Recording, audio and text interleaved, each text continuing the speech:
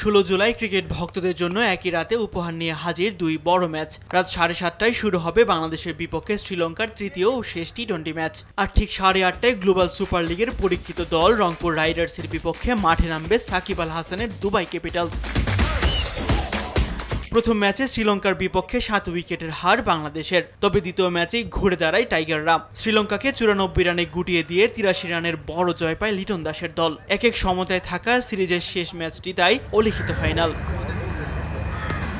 অন্যদিকে বিশ্বজুড়ে জনপ্রিয় হয়ে উঠছে ফ্র্যাঞ্চাইজি লিগ ক্রিকেট। এরই ধারাবাহিকতায় দ্বিতীয়বারের মতো অনুষ্ঠিত হচ্ছে গ্লোবাল সুপার লিগ, যেখানে খেলছে বাংলাদেশের ফ্র্যাঞ্চাইজি রংপুর রাইডার্স। আগের আসরে চ্যাম্পিয়ন রংপুর রাইডার্স এই আসরেও অপরাজিত। 2 ম্যাচে 2 জয়ে দারুণ আত্মবিশ্বাসী নুরুল হাসান সোহানের দল। গায়নার সমান পয়েন্ট নিয়ে আছে টেবিলের 2-এ। বল হাতে আগুন ঝরাচ্ছেন বাংলাদেশি পেসার খালেদ আহমেদ।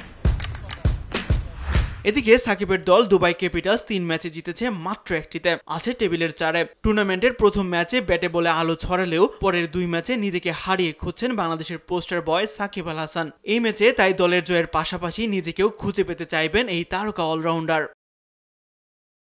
ক্রিকেট প্রেমীদের কাছে কালকের রাত হতে যাচ্ছে চরম উত্তেজনাপূর্ণ। তবে প্রশ্ন থেকেই যায়, জাতীয় দলের সম্মান নাকি ফ্র্যাঞ্চাইজি ক্রিকেটের মোহ, কোনটি বেশি টানবে ক্রিকেট দর্শকদের? সেই উত্তর মিলবে বুধবার সন্ধ্যায়।